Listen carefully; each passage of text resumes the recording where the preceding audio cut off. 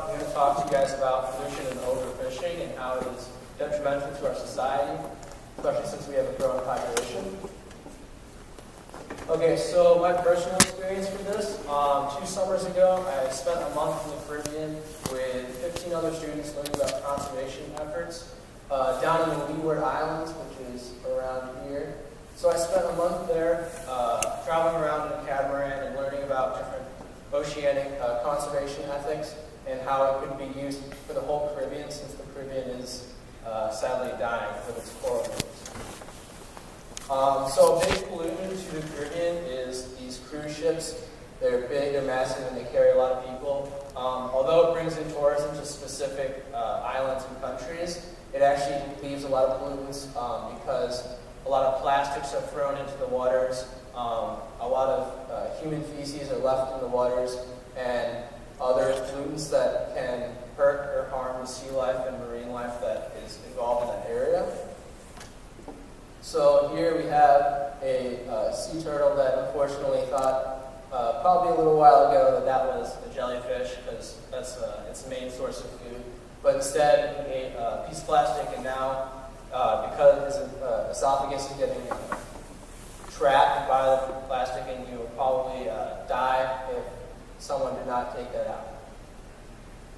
So a good way to tell if a coral reef is healthy and it's reproducing and even extending throughout the system is the color. Obviously here you can see 5 different species of fish and a lot of bright colors, which means that this is a healthy coral reef system and is able to reproduce and survive rather than the other parts of the coral reef. So here we have global average temperatures, and since from the 1980s, since even past the end point in 2009, our global temperatures have been increasing, which also means that oceanic temperatures are also increasing. And with that, a lot of invasive species are coming into coral reefs and taking over the native species. They're fighting over food sources, and that the invasive species are usually the ones that win because they have no predators from there. So one of these is the lionfish, which is not native to the Caribbean, but is quickly taking over the species and the population size of coral reefs. They're poisonous, and they eat anything in sight. So they're an invasive species, and a lot of predators don't know how to combat it because they're not used to it. I know in some areas of the Caribbean, sharks are finally getting used to them and starting to eat them, so their population in some countries and islands and their coral reefs are diminishing.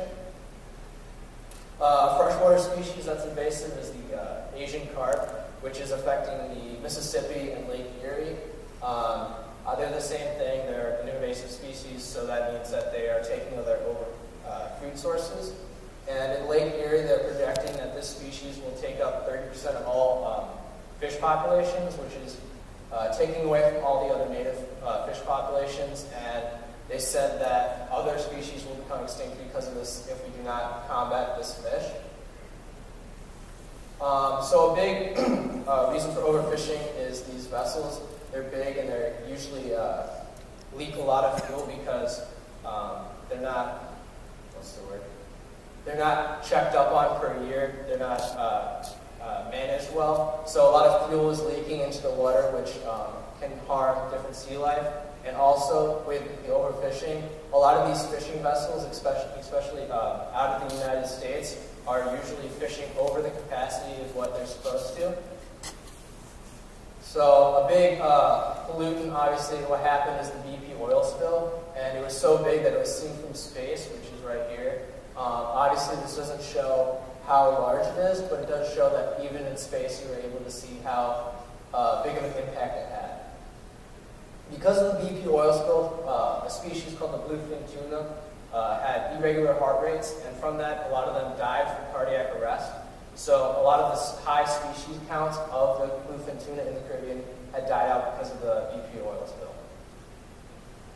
Here, I just wanted to show you how big the BP oil spill was. It was about the size of England. I don't know, to me, that synced in pretty well, just because that's a pretty big country, and just the oil spill, that just shows the main region. That doesn't even show how it affected all of the Gulf of Mexico. I remember in Mission Blue, Sylvia Earle talked about obviously the oil dredges.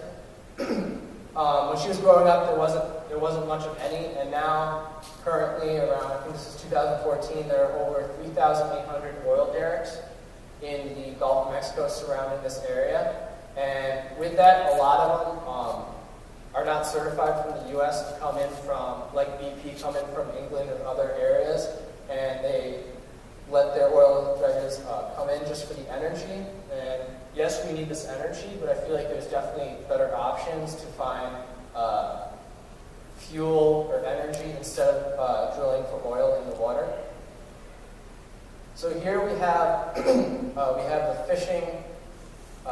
fish catch per year, and it shows that red is where a lot of is the higher amount of fish catches, and green is not. And if you can look at Australia, they have a lot of green, which means they're below the standard, which is really a compliment to them, because they have a lot of conservation laws that protect fish and their catch capacities, while places like China, India, Vietnam, and even Argentina and Peru, they have a lot higher because their countries do not have conservation laws that protect these fish or areas.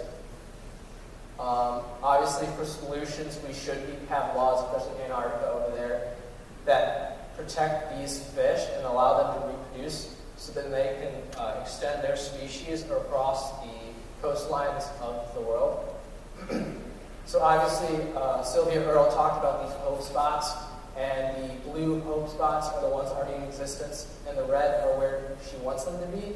And it does look like a lot, but I believe that we should have a lot more.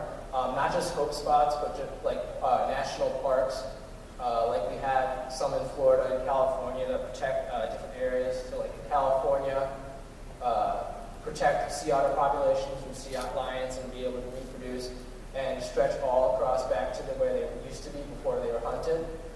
So these hope spots hopefully will get passed, and these areas will provide a safe haven for migrating animals and just native animals to that area, and hopefully they will keep out invasive species. And then here is a video of me in the Caribbean with my partners, my dive partners, when we were diving, and just to show all the blank spots right here from where seagrass should have been, but because ecotourism wasn't regulated, a lot of scuba divers and other boating areas were not able to, or polluted the waters and killed off the seagrass, which is a big food source for many first-tier animals.